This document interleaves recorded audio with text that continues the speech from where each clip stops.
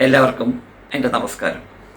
ഇന്ന് CBTയുടെ വളരെ ബേസിക് ആയിട്ടുള്ള അല്ലെങ്കിൽ വളരെ പ്രധാനപ്പെട്ടതായ എന്ന് പറയാം, സ്വയമേവ ഉണരുന്ന ചിന്തകളെ നമ്മൾ എഴുതി വെച്ചാൽ അവ നമ്മുടെ സ്വഭാവത്തെയും നമ്മുടെ ചിന്തകളെയും എല്ലാം വളരെയധികം നല്ല രീതിയിൽ സ്വാധീനിക്കുന്നു എന്നുള്ള യാഥാർത്ഥ്യം.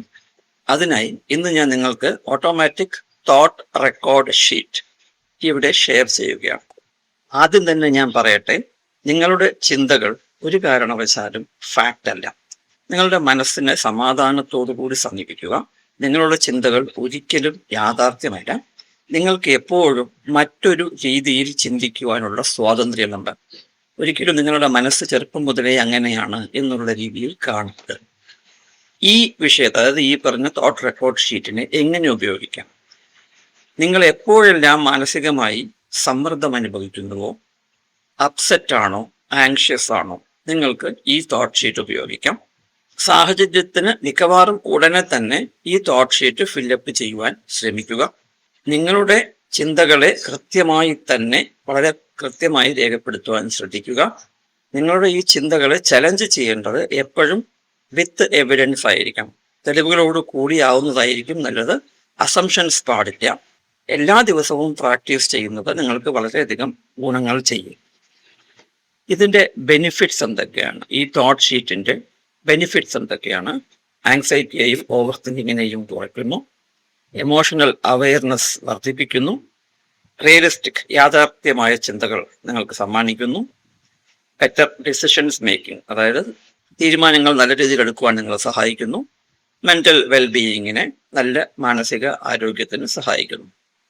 ഇതിൽ നമ്മൾ ശ്രദ്ധിക്കേണ്ട ഒരു പ്രധാനപ്പെട്ട കാര്യം 3 വിഷയമാണ്. A aware, assess and adjust. Aware എന്ന് പറഞ്ഞാൽ നിങ്ങളുടെ ചിന്തകളെ നിങ്ങൾ കുറിച്ച് ബോധവാനാവുക. അസസ് നിങ്ങളുടെ ചിന്തകളെ എക്സാമിൻ ചെയ്യുക.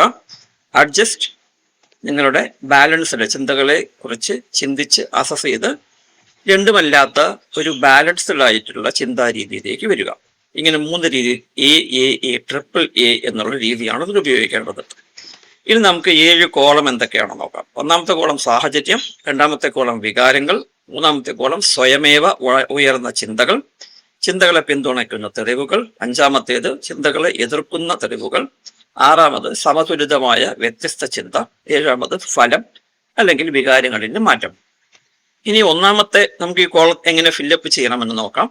ഒന്നാമത്തെ സാഹചര്യം എന്ന കോളത്തിൽ എന്താണ് സംഭവിച്ചത്, എവിടെ, നിങ്ങൾ ആർക്കൊപ്പമായിരുന്നു, ആ സമയം എവിടെയായിരുന്നു എന്നുള്ള കാര്യമെല്ലാം പരമാവധി ഡീറ്റെയിൽ ആയി എഴുതുവാനാണ് ഞാൻ എല്ലാവരോടും പറയാറുള്ളത്.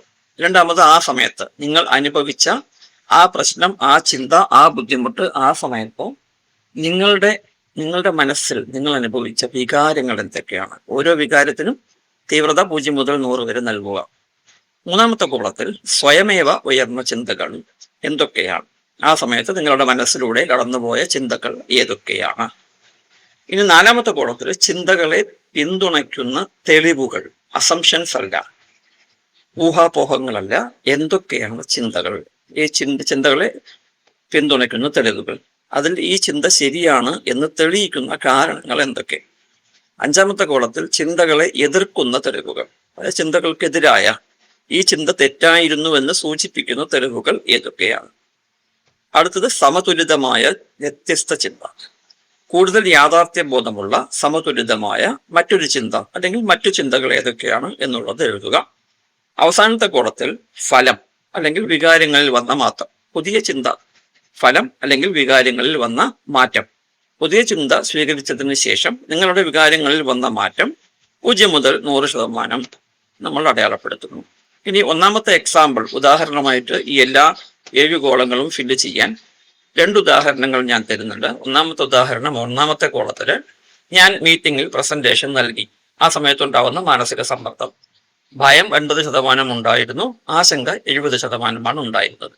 എൻ്റെ ചിന്ത എന്നായിരുന്നു, എല്ലാവരും എന്നെ മോശമായി വിലയിരുത്തുന്നു. അതിലെൻ്റെ തെളിവുകൾ എന്തൊക്കെയാണ്? ഞാൻ ചില ഭാഗങ്ങളിൽ തെറ്റിയാണ് പറഞ്ഞത്. ഇനി അതിനെതിരായ ചിന്ത എന്താണ്? ഞാൻ ചില ഭാഗങ്ങളിൽ തെറ്റിയാണ് പറഞ്ഞത് എന്നുള്ളതിനെതിരായ ചിന്ത, പലരും ശ്രദ്ധയോടെ കേട്ടു, ചിലർ അഭിനന്ദിച്ചു എന്നത്. അപ്പോൾ ആറാമത്തെ കോളത്തിൽ ഞാൻ പൂർണ്ണമായി അവതരിപ്പിച്ചില്ലെങ്കിലും ചെറിയ തെറ്റുകൾ വരുത്തിയെങ്കിലും നല്ല രീതിയിൽ അവതരിപ്പിച്ചു എന്നുള്ളതാണ് ബാലൻസ്ഡ് ആയിട്ടുള്ള ചിന്ത. അപ്പൊ ഈ ബാലൻസ്ഡ് ആയിട്ടുള്ള ചിന്ത ഞാൻ ചിന്തിച്ചു തുടങ്ങിയപ്പോഴേക്കും ആൾട്ടർനേറ്റീവ് ചിന്തയായി. ആ ആൾട്ടർനേറ്റീവ് ചിന്ത തുടങ്ങിയപ്പോഴേക്കും ഭയവും ആശങ്കയും കുറഞ്ഞു എന്നെനിക്ക് കാണാൻ കഴിയും. ഇനി മറ്റൊരു രണ്ടാമത്തെ ഉദാഹരണം നോക്കിയാലോ. ഞാൻ സുഹൃത്തുക്കളോടും സംസാരിക്കുമ്പോൾ അവർ എല്ലാവരും എന്നെ അവഗണിച്ചു എന്ന് എൻ്റെ സാഹചര്യം അതാണ്. അവിടെ എനിക്ക് ദുഃഖം 75% ഉണ്ടായിരുന്നു, നിരാശ 65%, ഏകാന്തത 7% ഉണ്ടായി. മൂന്നാമത്തെ കോളത്തിൽ എന്താണ് എൻ്റെ ഓട്ടോമാറ്റിക് തോട്ട്സ്? അവർ എന്നെ ഇഷ്ടപ്പെടുന്നില്ല, ആരും എന്നെ ശ്രദ്ധിക്കാറില്ല എന്നുള്ള രീതിയിലുള്ള ഓട്ടോമാറ്റിക് ചിന്ത ആ നിരാശയിൽ നിന്നും വരുന്നതാണ്. അവിടെ നാലാമത്തെ കോളത്തിൽ അതിന് തക്കതായിട്ടുള്ള തെളിവുകൾ എന്തൊക്കെയാണ്? എൻ്റെ മനസ്സിൽ വരുന്ന തെളിവുകൾ എന്താണ്? അവർ എൻ്റെ സംസാരത്തിൽ പ്രതികരിച്ചില്ല, അവർ തമ്മിൽ മാത്രം സംസാരിച്ചു കൊണ്ടിരുന്നു. ഇനി ഇത് തെളിവുകളാണ്. ഇനി ഈ തെളിവുകൾക്ക് എതിരായിട്ടുള്ള ചിന്തകളാണ്. എന്തൊക്കെയാണ്? അവൾ മുമ്പ് എന്നോട് നല്ല രീതിയിൽ പെരുമാറിയിട്ടുണ്ട്, അവർ ചിലപ്പോൾ തിരക്കിലായിരിക്കാം, അതുകൊണ്ടായിരിക്കാം ആ സമയത്ത് എന്നെ ശ്രദ്ധിക്കാതിരുന്നത്, എല്ലാവരും അവഗണിച്ചില്ല, ചിലരൊക്കെ എൻ്റെ മുഖത്തേക്ക് നോക്കുന്നുണ്ടായിരുന്നു, ചിലർ എന്നോട് സംസാരിച്ചിട്ടുമുണ്ട് എന്നുള്ള ആൾട്ടർനേറ്റീവ് ചിന്ത.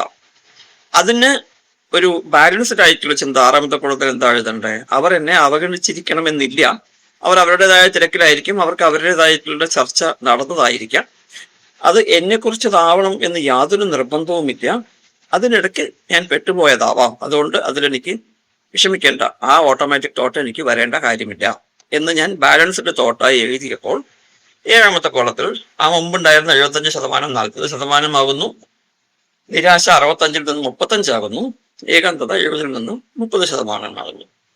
ഇതുപോലെയുള്ള ഉദാഹരണങ്ങൾ നിങ്ങളുടെ ജീവിതത്തിൽ നിങ്ങൾ അനുഭവിക്കുമ്പോൾ ഈ പറഞ്ഞ പോലെ 7 കോളത്തിൽ എല്ലാ ദിവസവും, അതാണ് ഏറ്റവും പ്രധാനം, 7 കോളത്തിൽ എല്ലാ ദിവസവും എഴുതുക. ഓരോ പ്രാവശ്യം ഈ ചിന്തകൾ വരുമ്പോഴും എഴുതുക. ഒരു ദിവസം തന്നെ പറ്റുമെങ്കിൽ പല പ്രാവശ്യം എഴുതുക. നമ്മൾ പഠിക്കുന്നത് എന്താണ്? നമ്മുടെ ചിന്തകൾ പലതും തെറ്റായിരിക്കും. നമ്മുടെ ചിന്തകൾ പലതും തെറ്റായിരിക്കും. എല്ലാ ചിന്തകളും ശരിയാവണമെന്നില്ല. ഇതിനെല്ലാത്തിനും വേറൊരു രീതിയിൽ നമുക്ക് ചിന്തിക്കാൻ കഴിയും. നെഗറ്റീവായി മാത്രമല്ല, പോസിറ്റീവായിട്ടോ ന്യൂട്രലായിട്ടോ ചിന്തിക്കാൻ കഴിയും.